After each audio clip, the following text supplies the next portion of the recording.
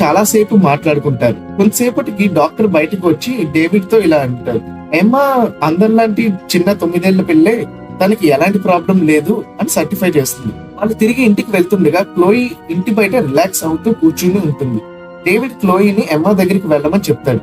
Chloe ఎమ్మా దగ్గరికి వెళ్ళి, మీ daddy నన్ను సెక్షువల్ గా చూస్తున్నాడు, నేను నీకు స్టెప్ మామ్ అవుతానేమో అని అంటుంది. అది విన్న ఎమ్మా కోపంతో మా డాడీకి దూరంగా ఉండు అని అరుస్తుంది.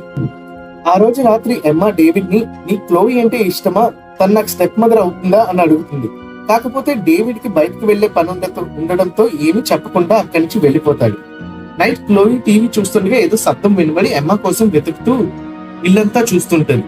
అవుట్ హౌస్ లో బయటికి చూడగా ఏదో షాడో కనిపించి అక్కడ ఏముందో చూడటానికి వెళ్తుంది. తన ఆ గరాజ్ లో ఉండగా బయట నుండి ఎవరో డోర్ క్లోజ్ చేస్తారు. వెంటనే ఆ గరాజ్ లో మంటలు వ్యాపిస్తాయి. కిటికీ బయటికి చూస్తే ఎమ్మా ఇదంతా చేసిందని తెలుసుకుంటది.